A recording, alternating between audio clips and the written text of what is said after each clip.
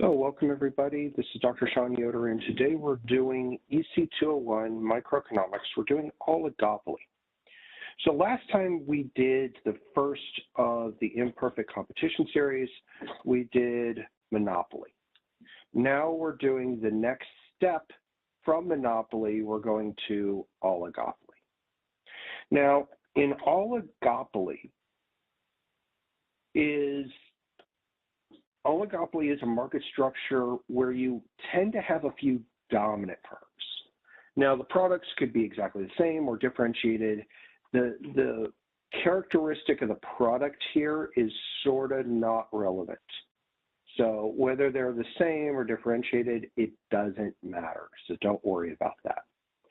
The key here, though, is that oligopolists get their market power from their size, from being dominant. So right at this moment, I am holding in my hand my sweet cup of the nectar of the gods. I know people say it's beer is the nectar of the gods. No, no, no, no.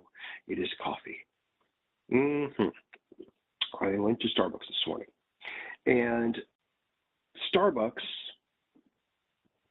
is oligopoly. So I had a student who was an EC201 student several years ago, and she ran a little coffee shop here in the local area. There's a little kiosk, you drive up and place your order and they make your coffee. Her and her mom own and run it. And she was talking about how difficult it is to hire and retain people. And I was talking with her about it and I said, you know, what industry structure do you think you're in? And the student goes, thought about it for a bit and goes, perfect competition? I go, no. Are you able to raise your prices 1 penny and not lose all your sales? And my student goes, yes. And I go, so it can't be perfect competition. She thought about it some more and she goes, well, it's not monopoly. And then she realized it's actually oligopoly. And I said, so basically you're under the shadow of Dutch Brothers and Starbucks. What Dutch Brothers and Starbucks do, then you kind of can follow in between. But basically, that's what you do. Now, when you're in oligopoly, oligopolists compete in everything, making new products, the price for their products, marketing effort, everything. They compete in the supply chain. Now, there are a couple different ways of measuring oligopoly. And you got to measure the market structure, how concentrated it is. Now, we use concentration ratios. There's basically two that the industry does, or two that we use. The first is industry output in terms of sales. So, for example, in Oregon, the coffee beverage industry accounts for this % of total sale volume. Of that, Starbucks is a percentage of that, okay? So, and then you run a calculation on that based upon how concentrated the sales are. Professional economists prefer to use, to calculate output concentration ratios, output and sales. That's what we tend to like. And we like it because output in sales is, number one, it's market driven, but number two, it's production technology independent. So go back and think back to chapter 7. You can make the same things using lots of people and a few machines, or lots of machines and a few people. The only difference there is what your input prices are that's going to determine sort of which way you're going to go there. But when you're doing the second method, which is employment, how much labor is earned, you're favoring labor over others. Now, politicians love using employment as a concentration ratio. Why? Because jobs usually mean votes. And so they want to know how much of their vote share, or what the concentration of their vote share is with certain businesses, industries, or et cetera. But professional economists, when we're looking at economic policies and trying to figure out what's going on, we tend to use output and sales because it is production technology independent. Now, Whenever you have oligopoly, you end up not just with the action of the firms being relevant, it's also the threat of action. We're going to do, as we go on in this chapter, a little bit on game theory. So it's not just what you are going to do, it's what others could do to you. So there's a town, if you fly to Denver, Colorado, it's about 50 miles, you go to Boulder, and then you go up US 36 and keep going. You go through a little town called Lyons, and eventually you'll get to Estes Park, Colorado. Estes Park, Colorado is a little kind of holiday town. There are some people that live there, mostly park rangers for Rocky Mountain National Park. But usually you go, that's where you get your hotel if you're going to go to Rocky Mountain National Park and go explore the park. So in Estes Park, Colorado, historically, years and years and years ago, we're talking the 70s, 80s, and 90s, there was one big grocery store. And pretty much that was all the town could support. Now, because there was one grocery store, it's a monopoly, right? They could charge monopoly rates. However, I want you to think about this. However, if that one grocery store charged monopoly prices, a major grocery store chain would come in and compete. But the town's not big enough to support two grocery stores. But if they're getting monopoly rates, why not? So what happens? You get something called a contestable market. This is where, because of the threat of entry, because another firm could move in, they hold the prices down below, eventually towards perfect competition, maybe a little above it, not much. Even if not, just so that they don't attract another firm. Even if another firm doesn't come, it keeps the prices down. So here are some concentration ratios, some ways of thinking about it. So this is percentage in 2002 of the industry, okay? So in the primary copper, so they make the copper that goes into electronics and other things. There are 10 firms in that industry in 2002. The 4 biggest firms account for 99% of the market. 8 biggest for, who are the last 2 that can't even account for 1% of the market? Seriously, guys. Cigarettes, right? We could probably all name the 4 cigarette makers, especially smokers could. The 4 companies that make the cigarette. Household laundry equipment. Let's see, Whirlpool, Maytag, right? Breweries, here's our favorites. Notice there's 344 breweries in 2002. But yet, the 4 biggest breweries account for 90% of the market. Okay, who are those? Budweiser, right? Coors, name the usual suspects. Small arms ammunition, motor vehicles, cereal, Post, General Mills, right? So you could have next to no firms. Here's 8. I mean, there really are only 8 cellulosic man-made fiber companies, or you can have many of them, 344 breweries. That's not the point. Look at how much of this market is just jammed up in the top 4 or 8 firms. This is oligopoly.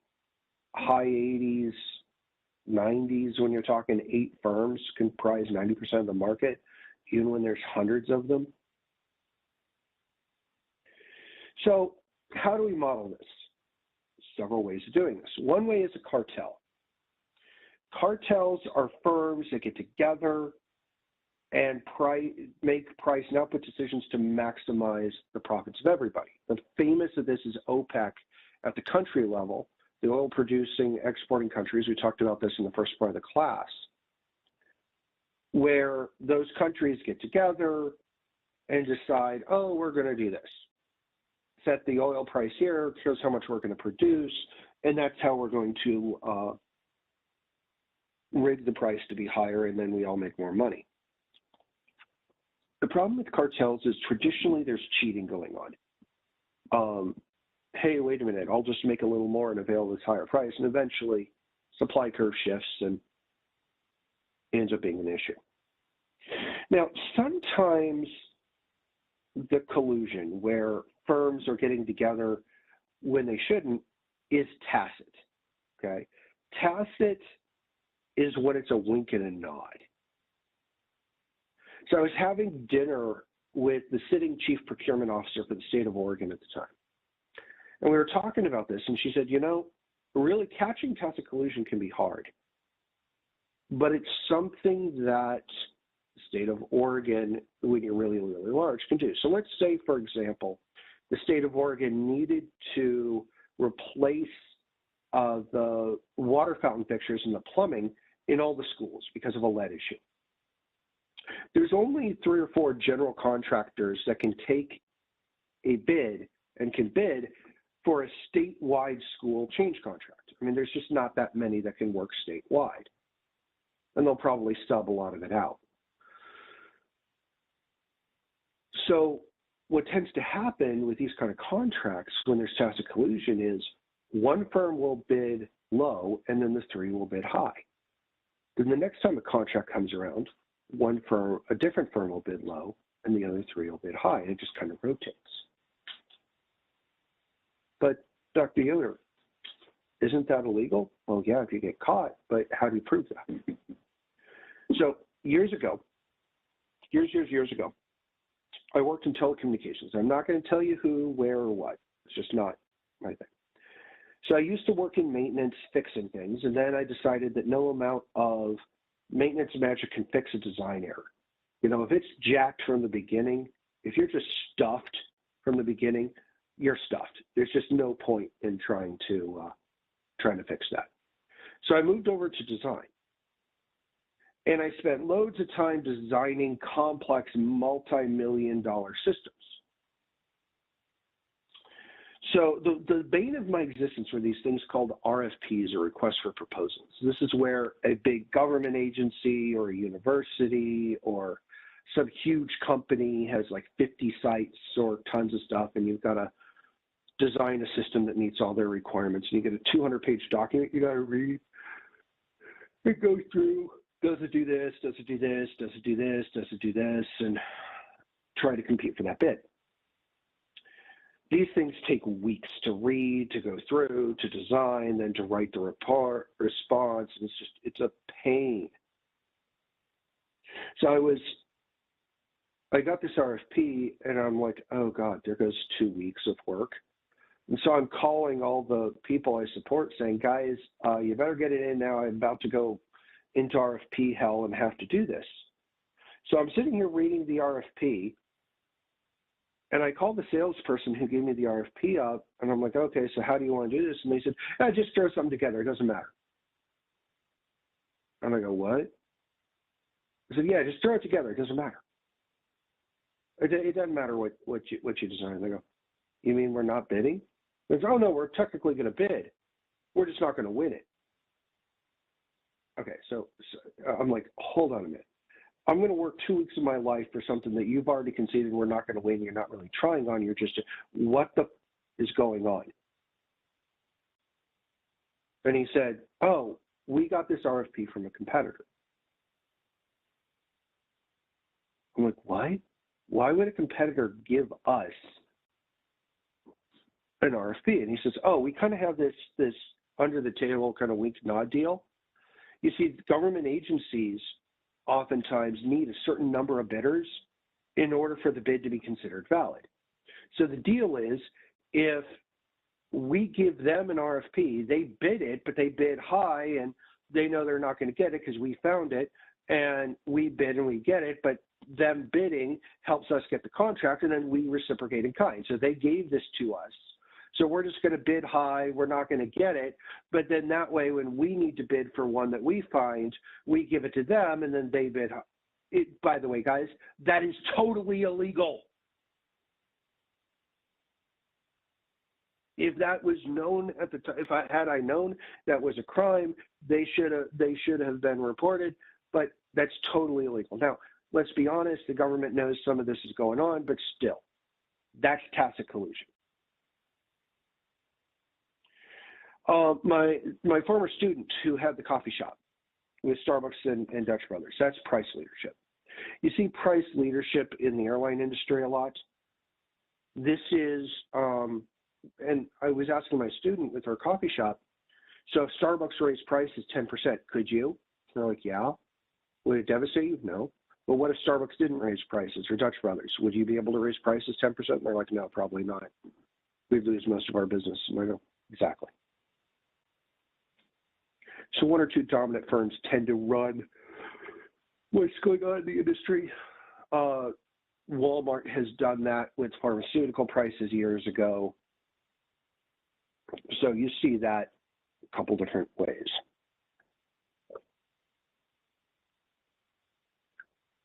Now, for my money, when I was in graduate school, oligopoly was the hardest models mathematically to solve in microeconomics. They were just a pain.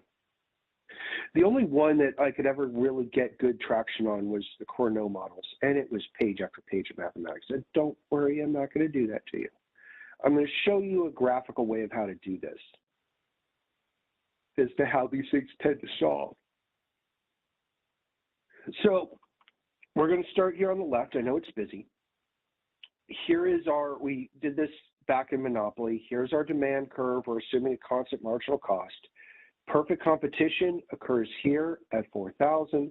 A pure monopoly is where marginal revenue equals marginal cost. That's 2,000. Now over here, this is called a reaction function.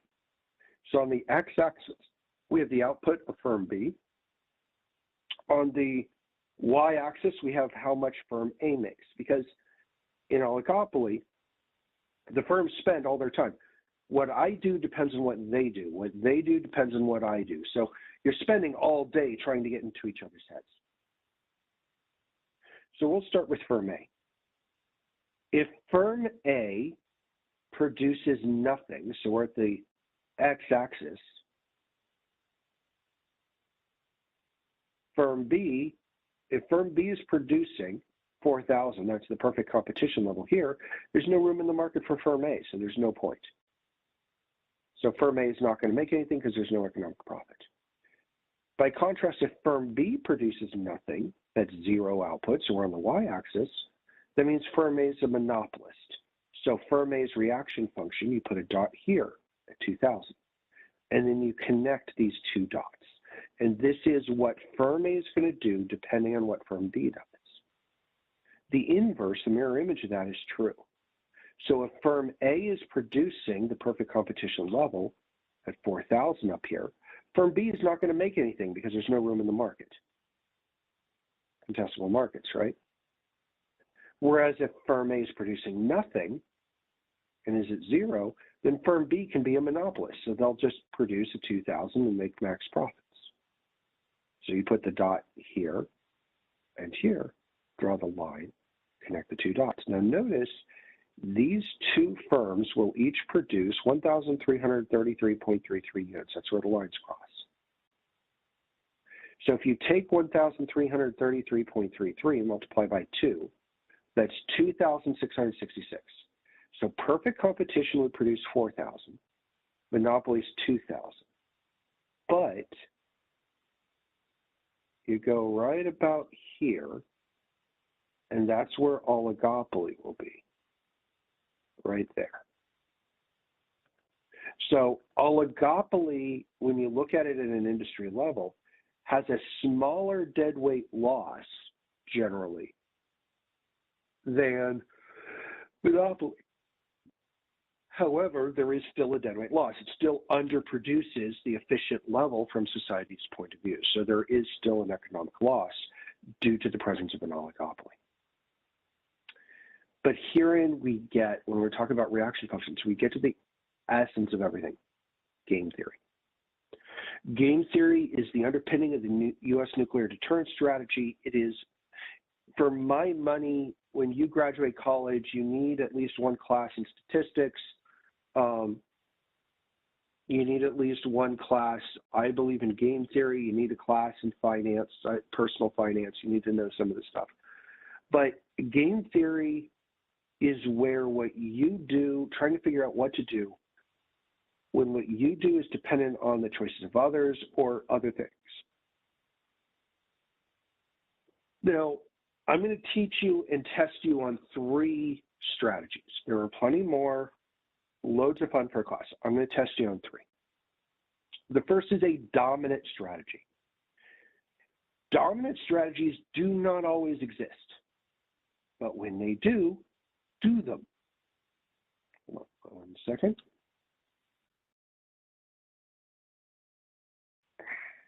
Okay. Dominant strategies do not always exist, but when they do them. So, for example, imagine you are a college student. I know, right? Really rough one. And imagine you're about to register for classes for the next term. But you have no idea what you want to be when you grow up. You have no idea what you want to major in. How do you make this decision? Well, a dominant strategy is to take all the different majors you're thinking of, find all the courses that appear in every single one of those paths, and then take those, because it doesn't matter which one you end up choosing in the end, you're still good and taking useful classes. Dominant strategies do not always work or exist. When they do them. So for example, here we have 2 players. We have player A and player B. Why are they player A and player B? Because we're economists, we're devoid of all imagination possible. So player A makes the up-down decision. They can advertise for their business or not advertise. Player B makes the left-right decision. They can advertise, they can not advertise. Now, this is called a payoff matrix, and notice it's quadrants. So if A did not advertise and B did not advertise, you'd be in this quadrant, the top left quadrant. And in this quadrant, A would receive a profit of $50,000 and B would receive a profit of $50,000. Whereas if A advertised and B did not, you'd be in this bottom left quadrant where A gets a profit of $75,000 and B takes a loss of $25,000. Okay. So here's how you do dominant strategies. And we're going to play as player A. Okay. So our choice is up or down, to advertise or to not. The way you do dominant strategies is like this. Okay. First order of business, you analyze as if you pick one. So we'll say B advertises. If B advertised, should A not advertise and take a loss of $25,000, or should A advertise and have a profit of $10,000? Well, clearly A should advertise and have a profit of $10,000. So I'm going to circle that one right there, because $10,000 profit is better than a $25,000 loss. Then, now let's look as if player B does not advertise.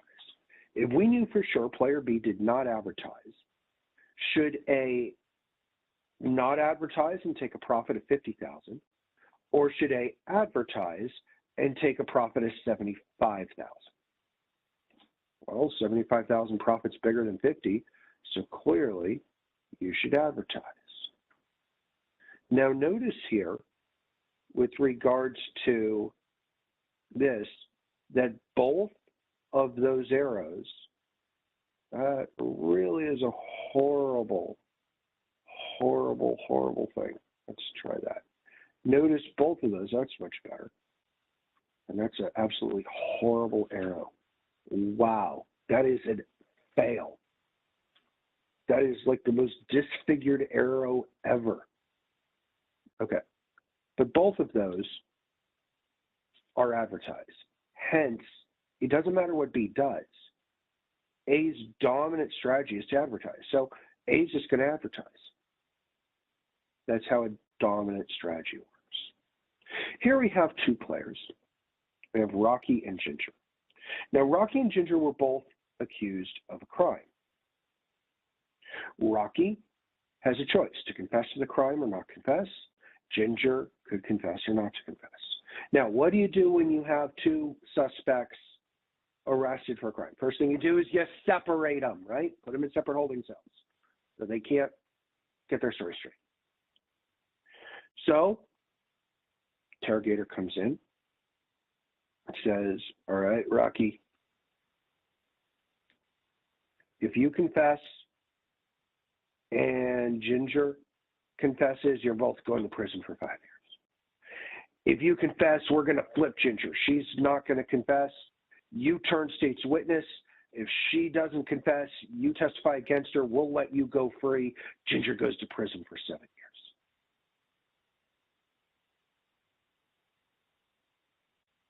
If you both don't confess, you're going to go to prison for 1 year each. But if you don't confess, we'll go tell Ginger, she'll flip on you, and you're going up the river for 7 years. So do the analysis. If Ginger doesn't confess, if Ginger confesses, should Rocky confess and go to prison for 5 years, or not confess and go to prison for 7? Well, clearly he's better off to confess, 5 years. If Ginger does not confess, should Rocky confess and go to prison for a year, or excuse me, confess and go free, or not confess and go to prison for a year? Well, clearly confess. Rocky has a dominant strategy to confess. So does Ginger. If you do the analysis from Ginger's perspective, she has the same dominant strategy, and that's confess. So notice this game will end up here. Now, if you do the math, total person prison years, there's a total of 10 years here, 2 persons at 5 years each. So that's 10 years in prison, right? These two are 7 years total, and this one's 2 years total. So the best joint outcome for the players is if they both don't confess.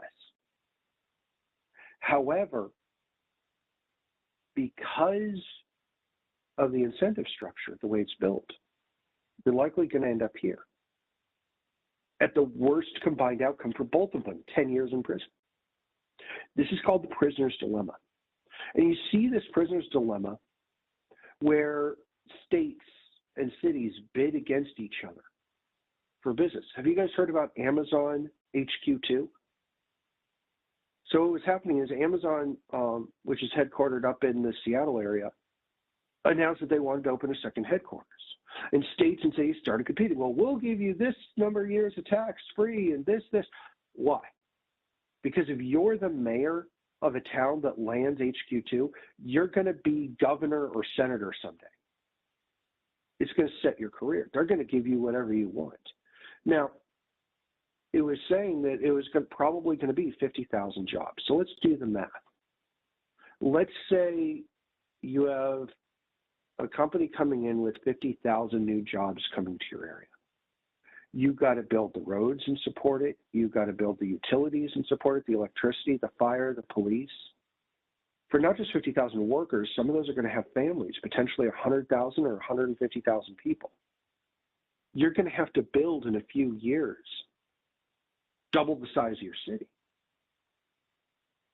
And then they're giving away all the, we'll give you 15 years with no taxes. Great. Where's the money going to come from that you're going to double the size of your city if you're giving up all this tax credit? Many times, the town that wins is the first loser, simply because they've given away so much to the firm that their town is just crippled. European automaker figured that out when they put a plant in South Carolina. They gave them sweethearts of a deal, and then they realized that health costs were so bad there because the government didn't have money to invest in the Medicaid expansion and other things, and just totally blew up their costs of doing business because they had to take care of their workers who were constantly sicking out because, bluntly, they were so obese and had so many health issues because the health infrastructure was so bad. So prisoner's dilemma is where you have dominant strategies that push you to the worst possible outcome. Years ago, there was a game called Friend or Foe. They aired it on Game Show Network a while ago. And it worked like this. You had two people You had teams of two that competed. Now, these two people had never met before. You competed, and the winning team had this pot of money that they had won throughout the game. Now, at the very end of the game, the two players stood facing each other with a table in the middle. And underneath the surface of the table were two buttons. One button said friend, the other said foe. And it worked like this. If both players, and they couldn't see each other's hands, pressed friend, they split the money. If both players pressed foe, they got no money. And then if one player pressed friend and the other player pressed foe, the player that pressed foe got all the money. Okay, so let's check the dominant strategy here. If you're going to press friend, should I press friend and take half the money, or press foe and take all the money? Well, if you're a nice person, in theory, you'd press friend, but most people would take all the money and press foe, and we're talking thousands of dollars here, okay? Now, if you're going to press foe, should I press friend and give you all the money, or should I press foe and screw you because you were trying to screw me, right? So what happened in this game? Well, more often than not, it was foe-foe. And there was no money paid out. Occasionally, there was some sweet soul. It was always cute, where somebody hit friend and the other hit foe, and you know the person who hit foe is doing their "I got the money" dance, and you know the game show host is talking to the person who just got screwed out of the money. The person who hit friend, "You're such a nice, lovely person. You're so wonderful. It's a shit. Yeah, they totally screwed you out of the money, but it's okay. At least you're a good you know, kind of thing." I mean, at least with foe, you're like, well, they deserved each other. But notice the system is a prisoner's dilemma. It's designed to push you to foe. I think one time I saw friend. I mean, literally, I only watched the show for the end just to see the outcome of the prisoner's dilemma. I think that's not running it because people realize that what's the point of going on that show? You're not going to make it. It's always cute though. Oh, I'm pushing friend. No, you're totally not. You're just going to screw them up. Oh yeah, I'm pushing friend. Oh, I am too. I'm going to push friend. Yeah, right. Right? So prisoner's dilemma is where they're prevented from cooperating. And as a result, it leaves them worse off than if they could enforceably cooperate. Now, the second strategy I'm going to test you on is called the Nash equilibrium. So here's how the Nash equilibriums work. We'll go back to this one. Clear that. Here's how you have to analyze each of the quadrants. Now, with a Nash equilibrium, you can have more than one Nash in a game. Let's see. Okay. You have more than one Nash. So the first, what you do is you start at a quadrant. We'll start at the top left, okay? And you have to ask yourself, does any player, A or B, have an incentive to change? So A, if they don't advertise, gets a profit of 50,000, but if they advertise, they get a profit of 75. Remember, A is up, down. Well, clearly, if they are here, A has an incentive to change. That means A is, this top left is not a Nash equilibrium. So I put a big X there, actually less big, but it's still an X, right? Another disfigured thing. Okay, now let's look at this bottom left. Does A have an incentive to change? 50,000 versus 75? No, A is not going to move. But look at B. Does B have an incentive to change? Remember, B is left, right. A loss of 25,000 versus a profit of 10,000. Yes, B has an incentive to change. So this is not a Nash. Up here, A has an incentive to change again. A loss of 25 to a profit of 10. So this is not a Nash. This bottom right is going to be your only Nash equilibrium. A Nash equilibrium, by definition, is when you end up there, there's no incentive for players to move. And you can have more than one of these.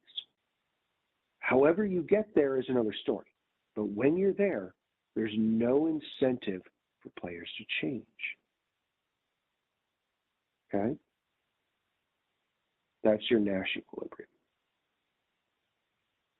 Now the last one is this bad boy, the max-min. Now, the max-min works like this, okay? Let's say, I use the college student example. Let's say you took all your college credits, and now all the combined colleges are done. There's no dominant strategy. You still have to make a decision. What are you going to do? You have to make a decision. There's no dominant strategy anymore. One way of doing it is to use the max-min. And in the max-min, how this works is you are trying to find the best of the worst possible outcomes. So I kind of like the jaded nature of this. It assumes everything's going to go off the rails. And so you pick the best, assuming it goes off the rails, what's going to be the best outcome. So we'll play as player C here. If player C chooses bottom, what is the worst that could possibly happen? Well, in this case, you could lose $100. So you circle that. If player C goes top, what's the worst that could happen? It's the same outcome, you win 100. So what should player C do if they're doing max-min? You pick the biggest of the worst. Player C should go top. You with me? Now notice in this game, if you're looking here, player D, no money, player D, right money, which means player D should always go right. Player D has a dominant strategy. Now, if C knows that, they might be willing to go bottom to get this 200. What are they risking? The loss of 100. Okay. Okay. Now, this game over here is the same, except notice this loss.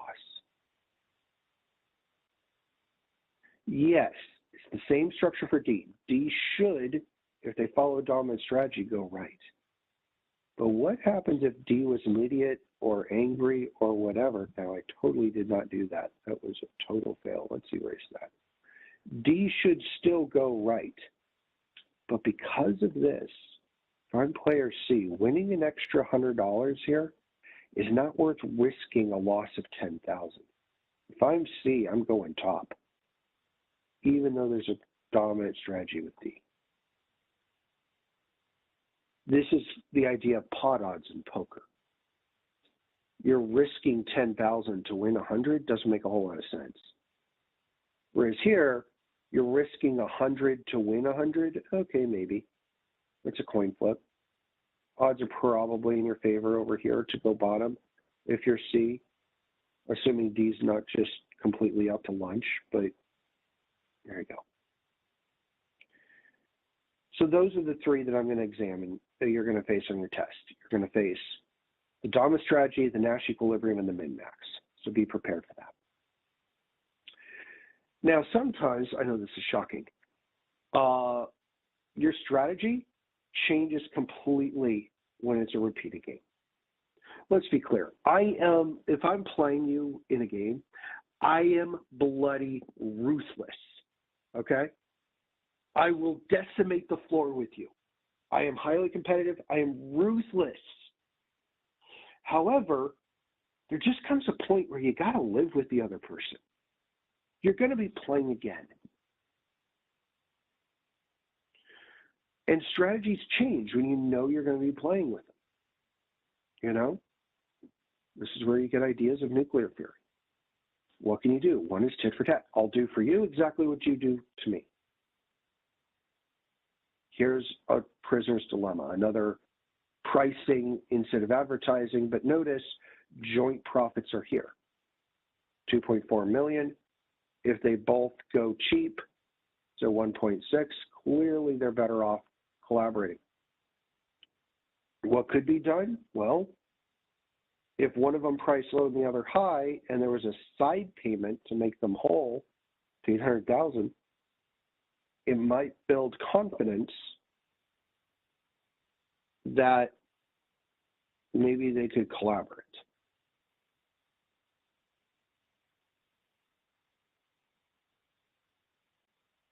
So this is where you get things like the Good Friday Priest Accords and how you try to do small gestures to build confidence in repeated games between negotiating parties.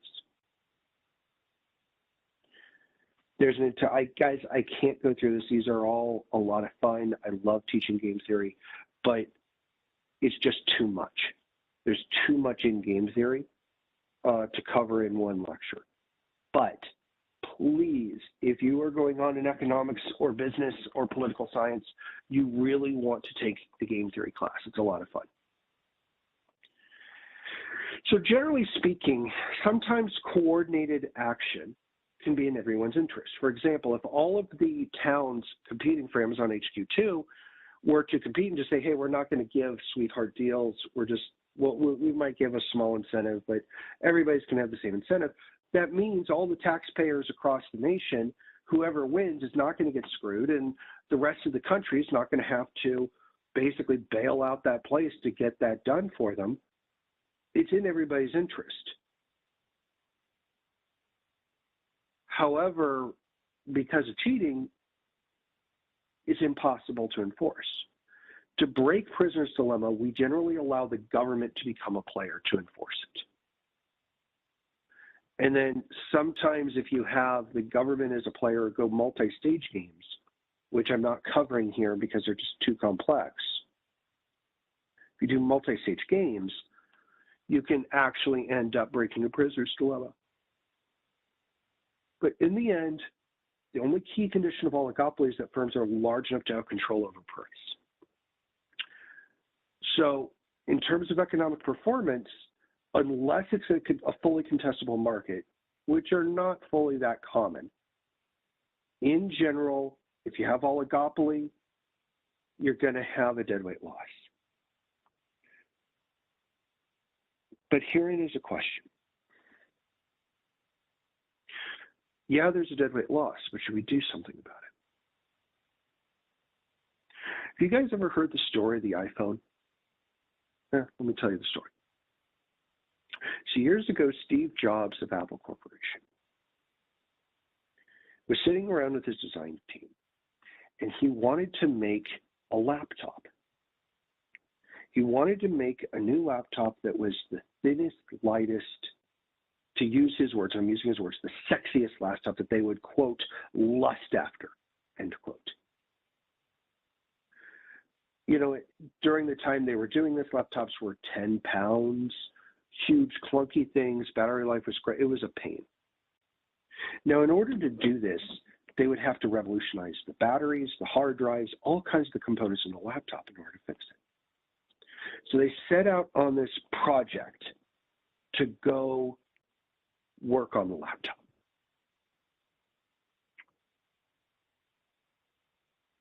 And they actually solved the battery a bit. They had a decent battery, and they were able to shrink down a hard drive. So it wasn't a full spinning hard drive, it was a solid state drive. And what did they make? As they were working along this, they made the iPod. Now, you may not remember the days of the iPod when it first came out, but the iPod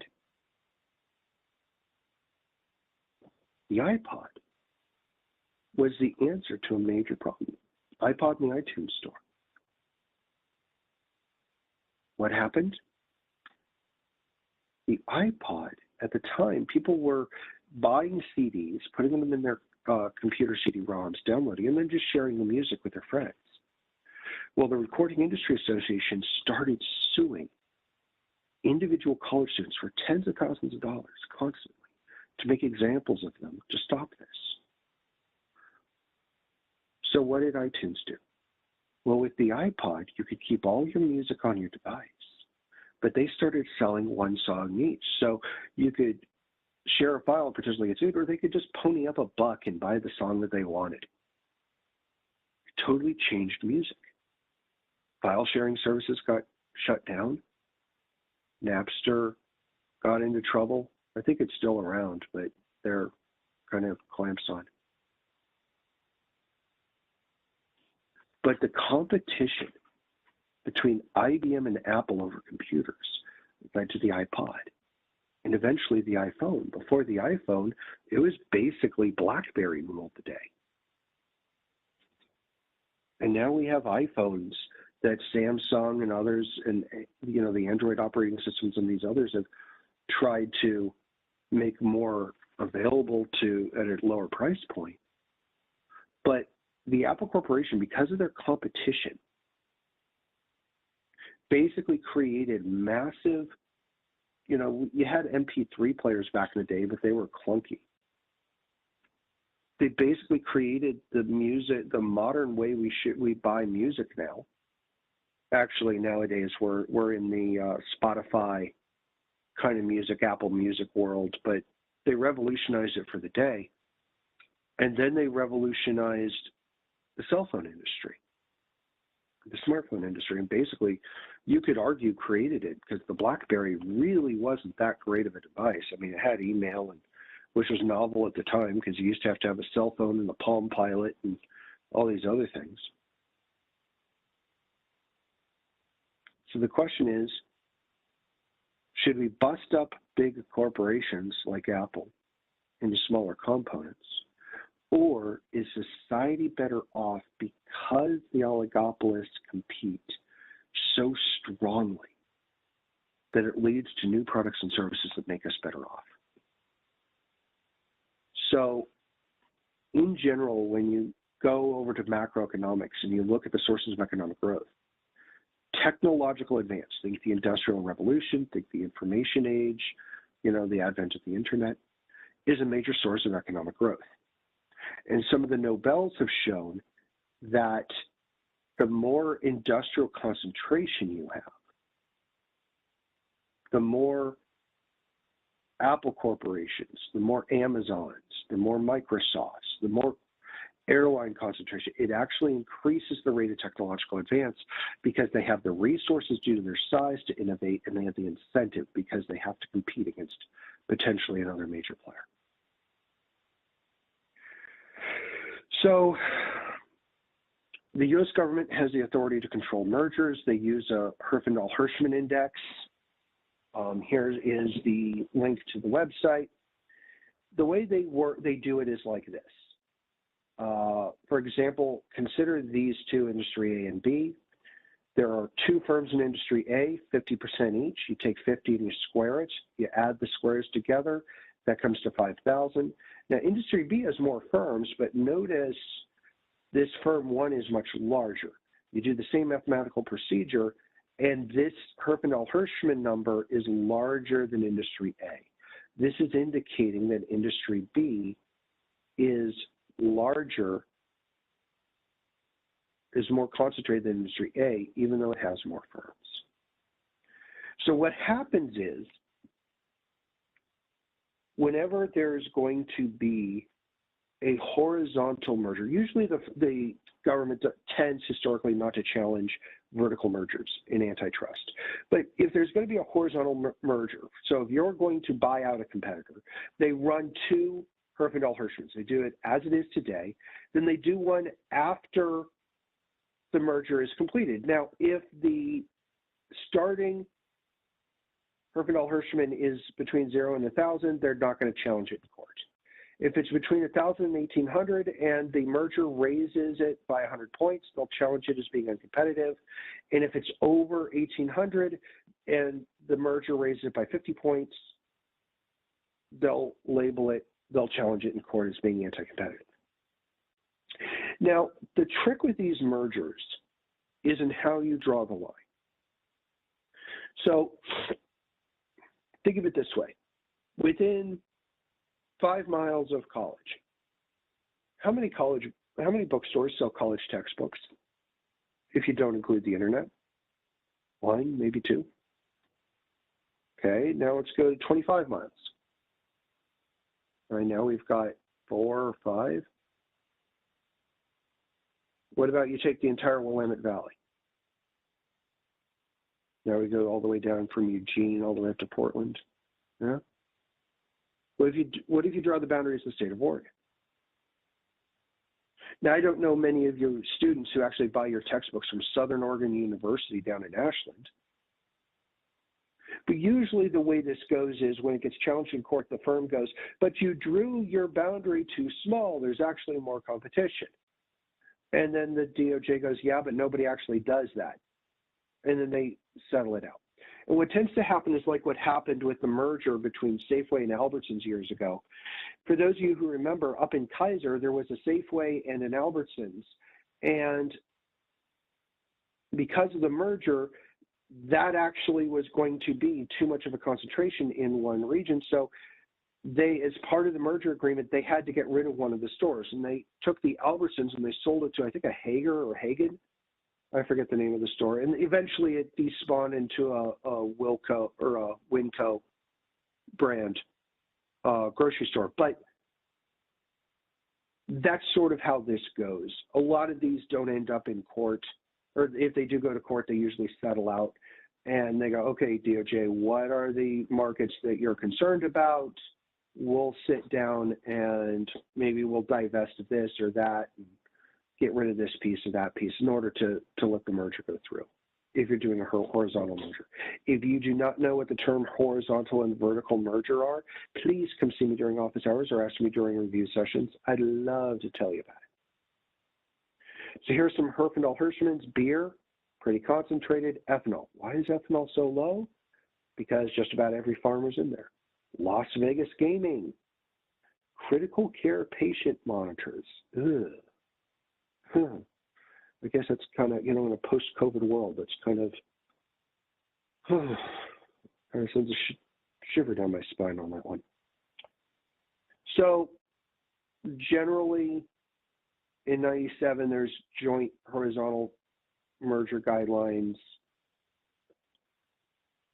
You know what's in there. The question is, should government ban oligopoly? There is an efficiency. However, the competition leads to, especially internationally, the competition can lead to innovation.